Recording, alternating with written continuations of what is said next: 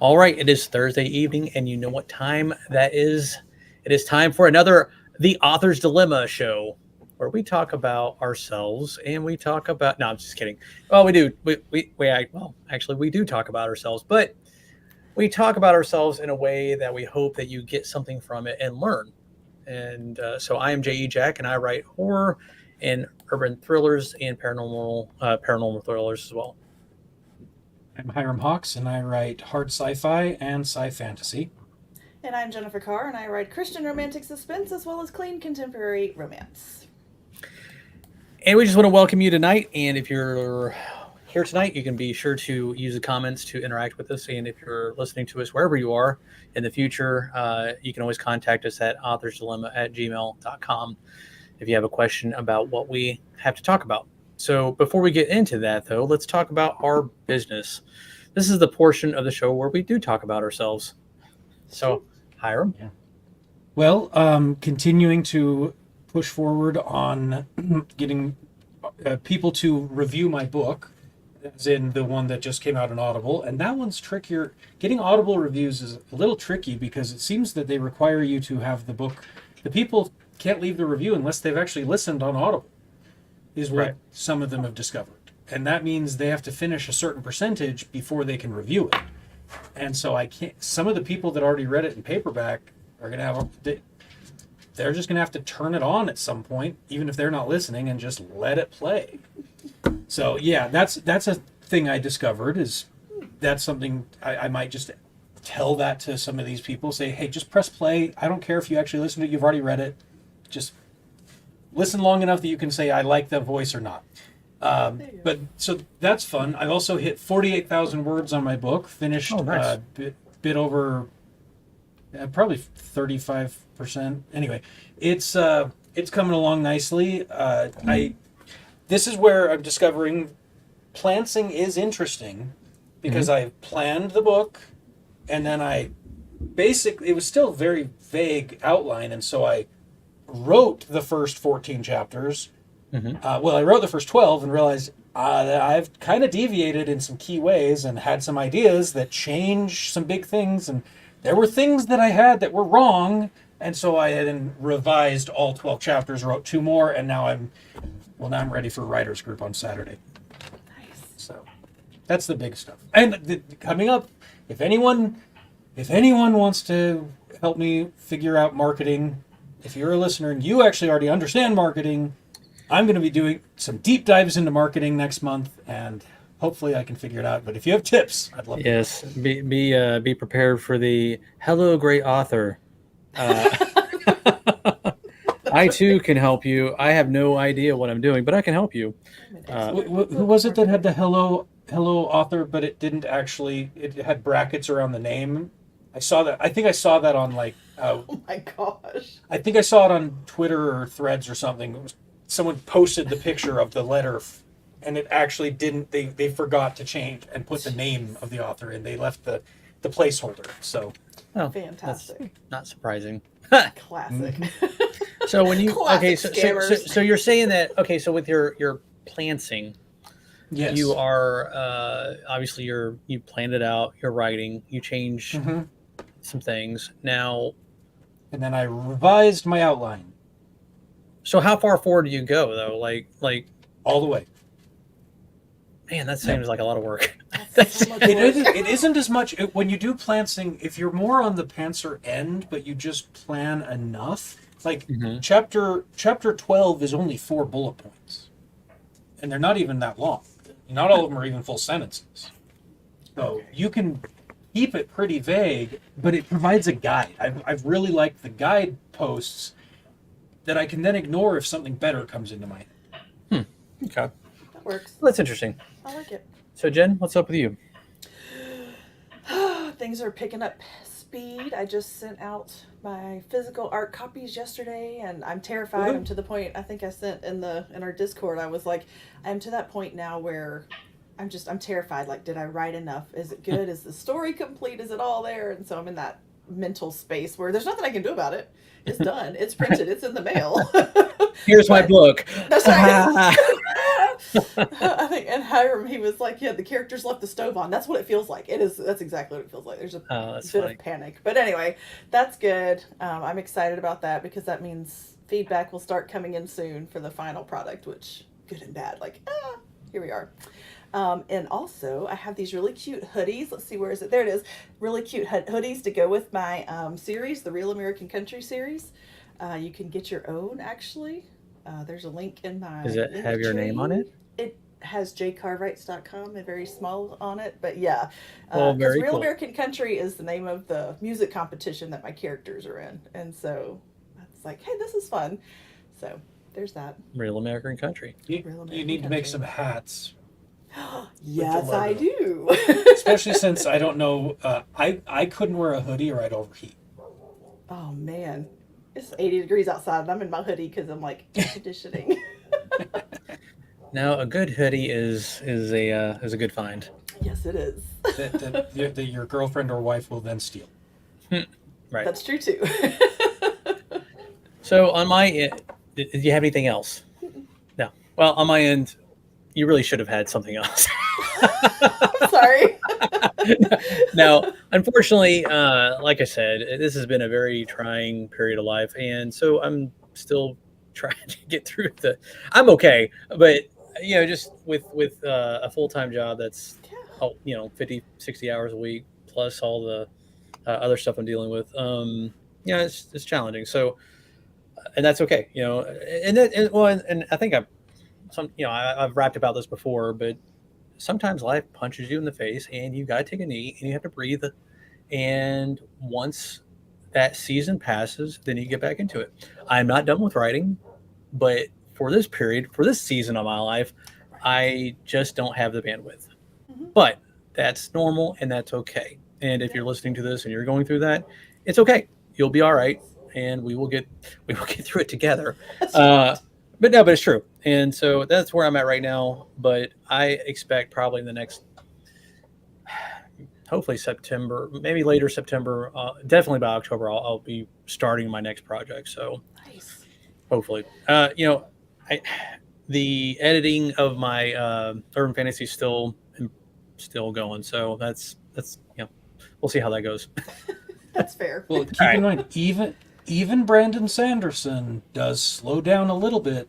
Like he finished book 5 in his ridiculous oversized Stormlight archive, Hmm. and he played video games a fair amount over the weeks after that. He Yes. even live streamed it. Taking a break is permissible even if you're a writing machine. Oh yeah, you have to.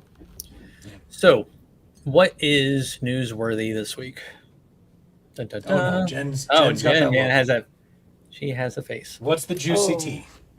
That metaphor So- doesn't work. Here we are. I hope everybody has their tea. No, I do, actually. So here we go. There is a very popular indie literary fantasy author who has had some accusations hurled his way of some misconduct, and by multiple women. And he has posed the philosophical question: why can't we just separate the art from the artist? That's the question. That's the question. Well, I'm maybe this is a bit of a personal vendetta, but partly because we don't trust that an artistless art is not AI. That's Okay. I'm to the point where if I don't know the artist exists and is the kind of person that is producing it himself or herself, I'm not going to buy it. But the thing is like, especially when it comes to writing, writing is such a. I, I'm at a loss for words. No, but writing is such a open, like bearing the soul of yourself. I mean, you are pretending to be everything in that book. Like, so basically when I'm reading a book, I'm reading that person's take on whatever story they're telling me. And so if I don't respect a person, I probably won't respect their work. Yeah, Yeah, that is that's true. hard. Well, and I'm wondering, because the reason he asks that question is because people are up in arms and they're not reading his stuff because he's done some stuff, Mhm. and he's not denying the accusations, but he's asking these kinds of questions, which, I mean, that's icky. It's icky. Just take responsibility for your actions and be like, I'm a terrible person. But then again, I get that. But then again, I get the whole cancel, the counter cancel culture where, you shouldn't just totally destroy something because you disagree with it. But it really depends on what it is. Yeah. Is it just a knee-jerk reaction, or is this really a scumbag person? Well, I don't know. I don't know the story, but Right. it's probably pretty scumbaggy if you're not saying what it is. This is an interesting take. Now, as a Christian, I do believe in repentance. I believe in forgiveness. Right. I believe that Jesus can save me if I just turn it over to him. Right. But that mighty change of heart requires a mighty change of heart. And so if someone's caught guilt and is accused of something and they haven't actually changed yet, I have a hard time giving them the benefit of the doubt. Now, if it's something like I've made mistakes. I'm by no means a perfect person. There are things that I did in my teens, in my 20s, that I'm not going to say because I'm not happy with myself back then. I don't do those things. And you know what? None of the things were things I should be, thrown off the bus for. But at the same time, there are things I throw myself off the bus for regularly. It's okay if you had a can of Coke. Fair, but that's besides the point. No, sorry. The key is that I think our culture has forgotten how to give people a chance to have a second chance. Sure. But if we're not, that I agree with. Yeah. But I think that at the same time, when we catch a politician and they okay. are currently doing the bad thing, right, then I'm not interested in giving them mercy. It's when they are trying to stop the bad thing. Well, I think it's also interesting depending on what, if it is an accident, people mess up, or maybe they don't know, or maybe they did something they weren't trained in the heat properly. of the moment. They said something that was stupid. Right. Yeah, I mean that I totally get, but predatory behavior, ding ding ding, especially with the pattern, right? Especially when there's a pattern of it. Yes. Young. Now, if they had a pattern. And then they stopped for a while, or a long time preferably, and now they're still free of it, and it's like, okay, that was 20 years ago. Okay, maybe there's mercy. But if it's 20 days ago, yeah. Yeah. I don't know. I'm throwing him under the bus. Multiple young women who have made accusations that he took advantage. And anyway, he wants us to continue to read his books and support him financially in that way. And just overlook his behavior. So anyway, that's just a little fun conversation. Well, if any of our listeners have any comments, they can either email us their thoughts or put them up if you're listening live. And we can always revisit that. It's just it is a fascinating thing because that brings up a lot. That's a lot more philosophical, and that's actually, we're authors. Those are the kind of characters that we really like to write about. The complex ones, because. Some you want to throw off the bus, and some of them, they have a redemption arc. Yeah. That's so true. Interesting. All right, now for the rest of the story. Won't be that fun. Yeah, well, it's kind of cool. So tonight we're going to talk about newsletters. And I know we've kind of touched on it before, but most of the things that we touch on, well, we're going to touch on again because they're so important. And then also as we learn more, and hopefully we can, help you learn more if you don't know what we're talking about. We can go a little deeper with it. So, newsletters are important. They're a way to keep in contact with your followers. And, so when I was learning different things, they have cold market, warm market, and hot market. And cold market is like people you have no idea who they are. You're putting your stuff out there and you hope to God, you pray to God that, please, Lord, Let them say yes. Yes. And then the warm market is kind of like, hey, you go to a convention, they're kind of your people, but you're not really sure. You sell your books or whatever. But the hot market is the people that love your stuff. And the people that love your stuff are the people that will buy, they will show up, and they'll sign up for your newsletters. And that's what we're talking about tonight, is the newsletter portion. And Jen put together a great resource that we will put in the show notes. but we're going to talk about that. So, Jen, what are your thoughts? Um, I have a love-hate relationship with newsletter. It's kind of like the rest. We all kind of feel that way about newsletters. It's one of Right. those necessary evils. But when you can say a lot more in a newsletter than you can in a Facebook post. You can say a lot more in a newsletter to a lot of different people, right? You're going to, but they're all there for the same reason, and that's you. And so, and it's just a way to kind of be a little more personal. You don't have to be quite as broad because I know I get a lot of author newsletters. Like, I actually intentionally keep those newsletters coming because I like to read them and see what my author, they're not even my friends. I don't know these people. Like, some of them I do, like y'all. But some of them I don't even, I've never met them before. But I like to see how their process works. So I would encourage you to go and subscribe to all of our newsletters and then some other author newsletters as well, which we'll put the link in the show notes for all of that too. But I like a newsletter because you can really let your personality shine a little bit brighter. That's my opinion. Right. And then also, along with that, you since you own that, so like let's say your Facebook page, you don't own that. Your Right. Instagram page, you don't own that. At any moment, something can come along and you inadvertently post the wrong stuff, and you And they get won't tell you. They no, won't tell you. and they will delete you or whatever. And so, Or it could MySpace and just no one yeah, goes That's there true anymore. too. right. Mm-hmm. So you put all that effort into building a space somewhere, no matter where it's at, and then you have no control over that. But once you build up your newsletter, your email subscribers, build your email list. That's something I always hear. Build your email list Yep. because that is what you have control over that, and Mm-hmm. then it's only up to your obnoxiousness level of whether people are going to stay or go. That's right. Well, and you're not And fighting. that's a good segue. That's a Oh really yeah, good we're not. segue.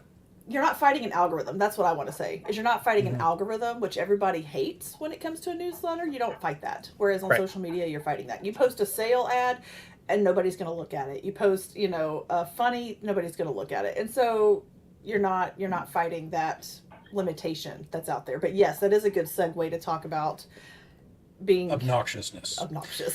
So Or so not. here's what, when I first learned that newsletters were super important for authors, I didn't almost give up on writing, but I did almost give up on marketing because I hate newsletters. Yeah. I don't read newsletters. I unsubscribe religiously from newsletters.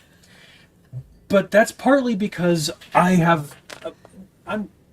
I definitely don't have OCD, but that's become part of the vernacular. I'm a little obsessive about a clean inbox.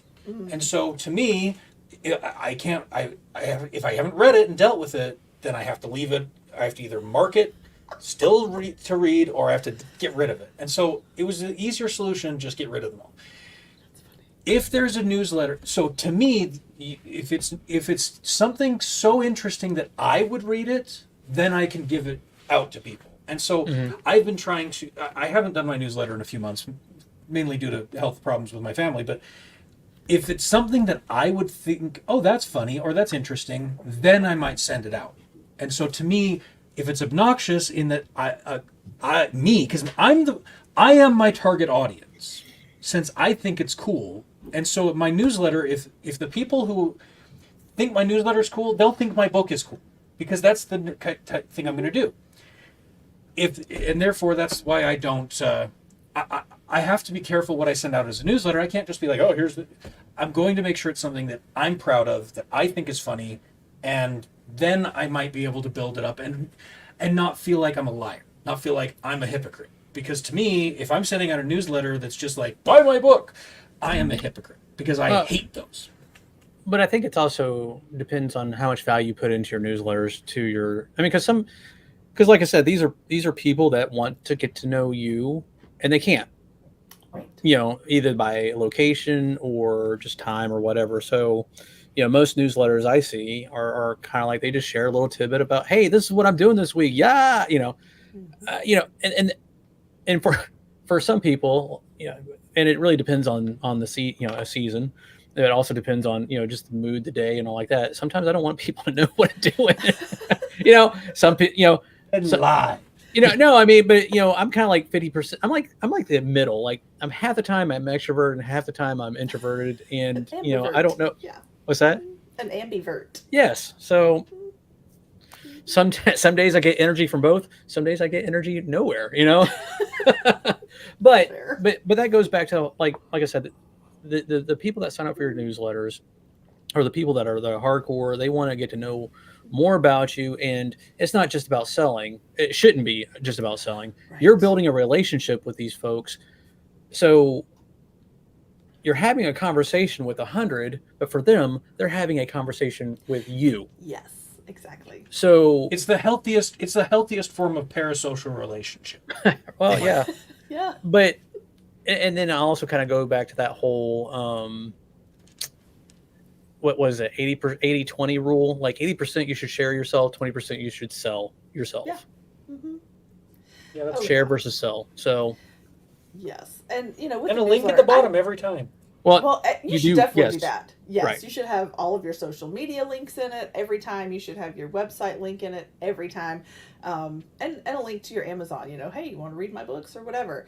But there are other things that you can include in your newsletter. Like I always start with just this is what I'm doing, or this is something I learned this week, or something, whatever. But I only send it once a month, right? I send Right. it on the first of every month, and then if I have something special come up, people are more likely to pay attention to it because they're not expecting an email from me in the middle of the month or whatever. And so Right. you don't want to tire your recipients out, because they'll unsubscribe really fast if you spam their inbox with Yeah. week after week after week of nothingness. Right. So yeah, That's true. it is. All right. So how does one get started? I'm of the opinion that you read a book on it or something like watch a What book did you YouTube tutorial. choose? Yeah. I'm trying to get through Newsletter Ninja. I Yeah. do not get paid by them, but it who recommended it? It might have been you, Jen, that recommended it to me. Yeah. So I've read that's it. a great book. Yeah, it's I'm not easy. through It's it an easy because All right. So Yeah. so for those of you that don't know, so when it comes to newsletters, they have they have services out there that you can sign up with, like MailChimp, Constant Contact. There's several. You can do a Mailer Google. Lite. Yeah. Which is almost like Miller Lite, but that's beside the point. I don't know. That's fair. Okay. I'm sorry, guys. Anyway, Intrusive no, thought. yeah.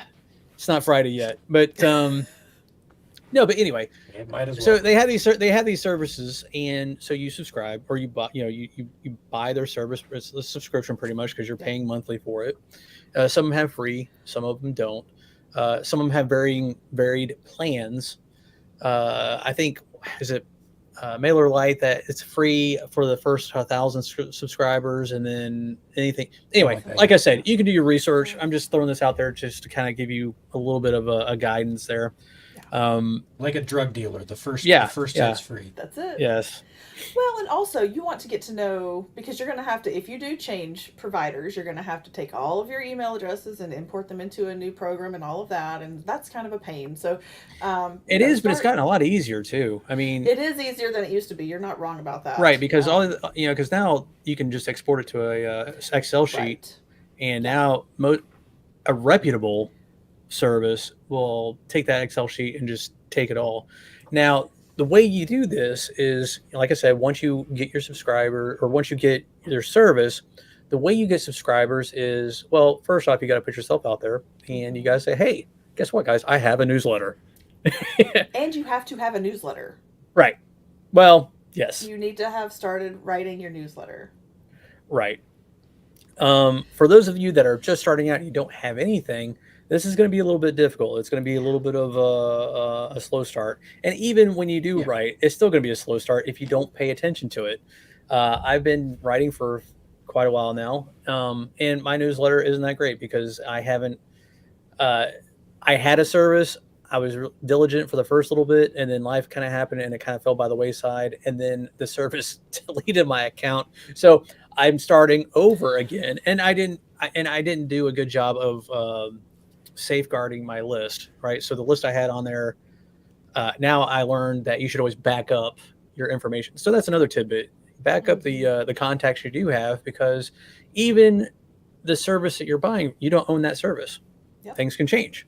So Yeah, that's like another I'm tidbit. going to FanX in Salt Lake in a month or so, And I was told by the people that did the same thing last year. I'm sharing a big old booth with a bunch of people. They got like 300 new subscribers last year. I don't have anything set up right now. I am so woefully behind, and so I need to get that set up within a month. And so yeah, getting ahead of it. One thing Newsletter Ninja says is you really should be starting this once you decide you are serious about being an author. Even if you're trying to do trad publishing, this is something that you want to start building up now and start having a following on this, and find your voice, because Right. your newsletter voice is of the same quality, but not necessarily the same exact thing as your book voice. And It's more of your own voice, not your authorial That's voice. right. And then also you can plan ahead too, since you know, if you already know that you're going to do once a month, depending on what date it is, you could kind of plan out okay, so Christmas is in 6 months. What's your Christmas newsletter going to be like?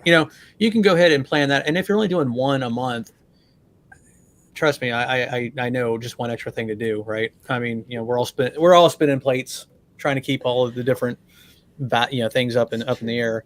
But if you plan ahead, you can start. And so when it comes to that point, all you got to do is fill in a little bit extra. Like you can already do your little story, and it doesn't have to be long, maybe 300 words. That's another thing. You don't want to write a book because people You can have a link to a don't- book, but don't you put can- it in the email. yeah. That's right. Yeah. I mean, you just want a couple of paragraphs, unless you find that your hardcore listeners or your hardcore readers really want that. Most of us, most don't. Right. But you start off with that, and like I said, you can also do things like I said. You go to, or like Hiram mentioned, you go to an event, you collect emails. Once you get stuff that you can put out there, like I've heard people, they read books and they might have like a character profile that they do a little thing at the end, like, hey, if you want to learn more about this character, here's a little story, here's a little 300-word tidbit about this character that you can learn more about it. And so that's another. What's that called? It's there's a specific name for A reader magnet. reader magnet. Thanks. That's exactly what I was thinking. So that's what they're called, a reader magnet. And why is it called a reader magnet? Is because you're providing something that people want. And so, like a magnet, it attracts. Yeah. And I have heard, now this was with affiliate marketing, which I don't do, but your newsletter or your subscriber, your email list, if you're really consistent with it, you can expect about $1 per your email list. So if you had like 300, you can expect about $300 a month.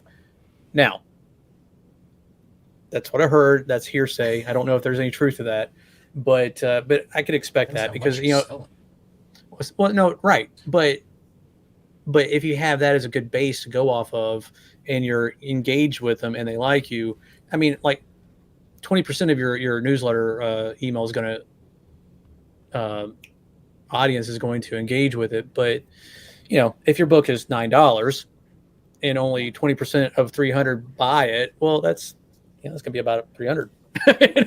Oh yeah. Oh yeah. Well, and so with the reader magnet, one of the easiest ways to do that is to use BookFunnel, because Right. BookFunnel lets you set up a landing page for whatever, whether it's a short story you have or a chapter out of your book or whatever. So BookFunnel is a fantastic source to use because it will automatically collect email addresses for you and put them on. Like it integrates with, I know it does MailChimp because that's what I use. I assume it does other email programs as well. And so it just automatically adds them to whatever mailing list you want them on. So then they have your reader magnet and you have their email address, and it's Yeah. a happy little relationship. I will say this: if you're not tech savvy, I would get with someone that is a little bit, because sometimes it can be a little bit trying, tedious to figure it out. There was a With big BookFunnel? if No, like no, like Oh. in general, like the well, emails. well, not just the emails, but linking BookFunnel to your integrations or your like MailerLite. You have to go in there, you have to get a code, you have to put it over here, you have to verify this, and then even on your website, sometimes you have to do the same thing, like verify different Like your URLs. DNS and stuff. Yeah. Right. So Mhm. The DKIM thing that was Yeah. a big push last Yeah. year or the So- beginning of this year. don't let that scare you, but Right. these are things that you break it down step by step, like, hey, I'm going to work on this. And then once you're done with that, you don't have to worry about it anymore. But Yeah. these are Well, things you and do this have is to why be you aware should of. be part of like writers helping writers or whatever the groups on Facebook. There's groups on Facebook where if you put out a question, yes, you'll get some weird people that are like, I am helping you now, and you should pay me money. But you will Right. also have people who are like, oh, that's easy, and they'll give you 3 steps and you're done. And so because they already did it, and authors are human, Yeah. I hope, and we are helpful. Yes. Yeah. Well, Which, by the BookFunnel way, has- you can reach out to us and we'll try to help you as best as we can. Or we'll point you to groups like, so BookFunnel has their own online community on Facebook, and they do videos, Oh, I had no idea. and they I need to do do that. workshops and stuff like that. And so if you have BookFunnel, if you use it, join their Facebook Well, BookFunnel group. also doesn't BookFunnel also have like a newsletter? Isn't there? Maybe? Isn't I that the don't service use that it. you can like sign up for different like newsletters or not newsletter service, but like pushes for? I could be Oh, wrong. the newsletter swaps. Yes. Yes. That is something that I was also going to mention, is that it's a fantastic way to grow your email list, because they do have what's called swaps. And with these swaps is that you are literally putting a book, not for free unless you want to. Some swaps do require you to have a free book, but like either a sample chapter, or some of them are just for Kindle Unlimited books. Some of them are for certain genres, whatever. Anyway, so you are putting your book, like you have a landing page for this part of your book, and you put it on this list, and it goes out with a bunch of other authors' stuff. So every author on that list, your book goes to their newsletter list, and their book comes to your newsletter list. And in order to get those books, you get their email address, right? Like everybody Right. is getting everybody's email address from these swaps, and it's so easy, and it's And if you're thinking about this at first, like when you first look at, if you're like me and you're skeptical of everything, at first you look at it and you're like, well, why would they want to help me? Well, it's not about helping you; it's about helping them. Because It's a team if effort. well, it is, it really is. Because if you give their readers something to read, that's one thing less that they have to come up with. yeah, So yeah, you know, exactly.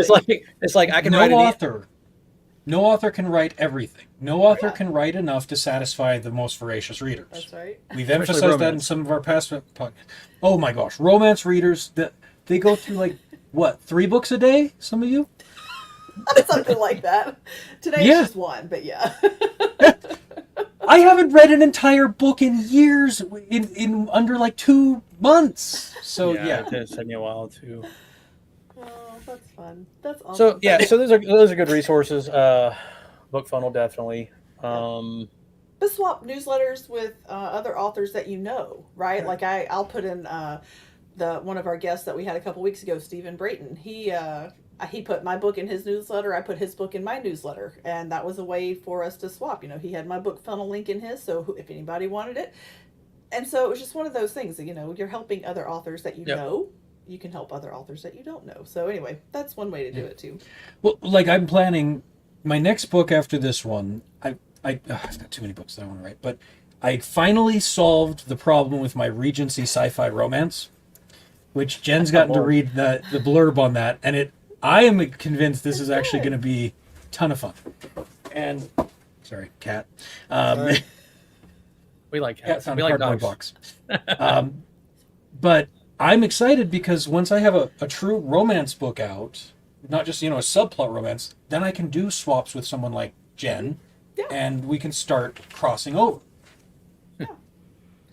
But some of us read all genres, and so we are not True. particular, and it doesn't cost you anything to say, hey, can I put this in your newsletter? And I'll be like, sure, I'll put this in yours. But you also have to make sure that the person you're newsletter swapping with actually has a newsletter, and that they actually send it, and all of that. So yeah, maybe sign up for Well, theirs and first. that's the thing. It's like this is something that kind of goes back to kind of our etiquette level last week, the show that we did.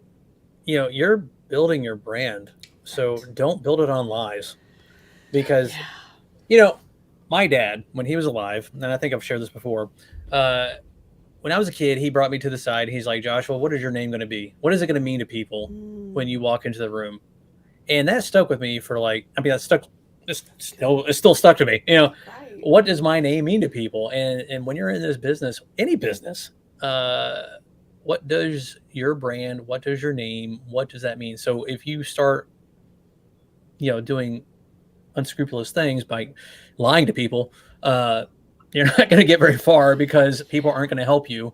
And like I said, most people are human and they will help. They'll bend over backwards to help anyone out. But if you start doing stuff that you know better, Right. it's going to come back and get you. It will every time. Dun dun dun. So I know we're getting close to the end. The one thing I want to talk about is a lot of these technical details. You guys can figure them out by reading Newsletter Ninja. Everyone, all our listeners are like, if you're motivated to have this newsletter, the resources are out there. The thing that you need to think about the most is, what am I going to write? Because Oh, right. Yeah. the content. Right. I don't think we want to walk away without talking content. So, like, I'm kind of doing something gimmicky, but it fits. I'm a comedian, and I'm trying to write my newsletters as if I am a space alien stuck on Earth, having to use my engineering to survive, and wanting to be an author, which isn't. Everything in that is true, except the alien part. Mm-hmm. Probably. And so, if you have some kind of gimmick, like I can put in weird things in that, it makes it funny, it makes it quirky, and I can throw in a little bit about my engineering. I mean, I work on outer space stuff. It's pretty interesting. And I also have the book stuff, which is to me more interesting, but I'm interested in what I'm writing. The content is interesting to me, so it'll be interesting to my ideal readers. Mm-hmm. So how do you guys think about your content? Well, I kind of alluded to this before, and here again, lately my newsletter has died. But again, but it kind of goes back to that, like what I was saying before, is you plan it out. Like Mm-hmm. if you're going to do 12, you're going to do 12 newsletters if you do it once a month, and you know that Christmas coming up. Well, what Christmas story can you come up with? Just different things, or I talk about my past experiences. That's what I do. Like I'll talk about being in the military a little bit. Here again, no one wants to know it. No one wants to know it all. So I just kind of share, hey, or like what Jen was saying, like, hey, this is what I'm doing this week, or hey, this is something I'm thinking about, or hey, I'm reading this book, and this is what I got out of it. Now, I think one thing you got to be careful of is you should be genuine and you should be yourself and you should be authentic. But when you're writing, be careful not to. Okay, it's so in the U.S. it is election season. Mm. There's no quicker way to destroy half of your audience than by being political. And so I would one argue thing, more than half, because Right. some of So- the half that agree with you don't want to hear it anyway. that's true too. And so really it comes down to something I learned growing up is what, in polite company, there's a couple things you just don't talk about. You don't talk about religion, you don't talk about politics, and what was the third one? You don't talk about, I don't know. Anyway, there's two big ones that I know of, because you don't know people's stories, you don't know their background, and does it really matter? Oh, for sure. Not really, Yeah. because you're not here for that. You're not now. If you have a podcast, or if your book is heavily politically, if you're writing nonfiction and it's politically one way or another, then that's your brand, and then that's what you do. But if you're writing fiction, no one wants to hear that. Yeah.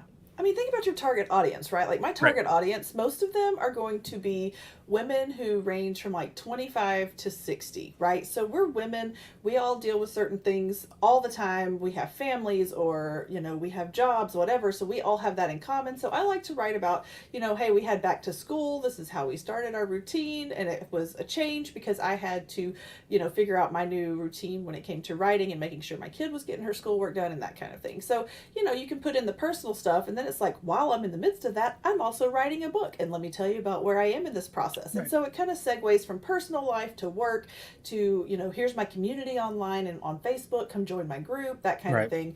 And, you point people, you got a blog post, point them to that. You got a book recommendation, put it in there. So you don't have to put it all in there at one time. Well, but then also I feel like I need a caveat. By no means am I saying don't talk about what you believe in. Right. It's just, Yeah. Where is Do it that the right wisely. place? Yes. just read the room. And if someone, and if Yes. you have a fan that reaches out and asks you a point blank question, hey, and then like I said, you know, you can tell what the tree is by the fruits it bears. And so people should pretty much guess what you're all about anyway, but there's no need in, throwing your fruit at people. Also know that whatever you say can and will be held against you in the court of public opinion. That's true. That's true. So, whatever So you put yeah, out there, it's fair if you're game. if you're sharing your opinion about latest political nonsense, then someone will remember that in 10 years. Yeah, Yeah. they will. And they'll use it against you when they're jealous of you or you've made them angry again, whatever. Yeah. Nah, but here again, you shouldn't be passive and you shouldn't live on, Be yourself. eggshells, but you should be genuine. And I'll tell people straight up what I believe. But like I said, it's really there's a time and place for it all. That's right. So, all right. And one caveat too: try not to have too much personal information in the sense that they could use it to find you. Oh yeah, that's true too. If you can have a PO box, before I start up again, I'm going to get a PO box. Yeah. And You have to have an address on your emails. It's part of. Yeah. I just use the local post office. Yeah. Yeah. Smart. No, I just put that address there. Oh, you don't even have a PO box. Yeah, I just put their address because it is an address and it is that's where I mail out from. But I like it. That's so much easier. It's not like I'm actually wanting anyone to send me anything. Yeah. Yeah, exactly. They start getting threatening letters Although I do from find international stuff. yeah. I don't know. They'll call me. They know where I live. The post office knows. But no, that is true. There's sometimes it's a crazy world, and there's a lot of people out there that do not have your best interest at heart. So you got to be careful. I mean, obviously, we all try to, scammers try to get us all, but then there's also some really crazy people that unfortunately they really like your book. You just never know. People are surprising. So anyway, on that note, I think we have covered this topic pretty well. Unless, is there anything else that you can? You can, again, end with some positivity. I don't want to end with just, they're trying to murder you. People are crazy. Go ahead. Positivity. Newsletters are doable. Obviously, people read them. Otherwise, people wouldn't be making money off of them. And so just take the gamble. Spend the time. It can work. That's right. Right. I put the link to the blog post where you can go and kind of get a recap of all of that. They're in the comments on all of the Facebook events. It's on YouTube. It'll be in the show notes, so you can go read it for yourself. There'll be a part 2 next week. All right. Wait. Next week, by the way. Oh, speaking of next week. Man. So, Jen, tell us who we have. We have Bill Burkhart coming to speak with us. He is he's an indie author, self-published author, and he's a great motivational speaker. He's got a lot of good wisdom and insight. I'm really excited. He's very positive and uplifting, and he's got a good sense of humor, so it should be a great show. Good. I look forward to it. So, and you should too. That's right. I'm pointing at the camera for those of the listeners that don't have the video up. So, anyway. All right, everyone. Hey, thank you so much for spending your time with us this week. We look forward to hearing from you.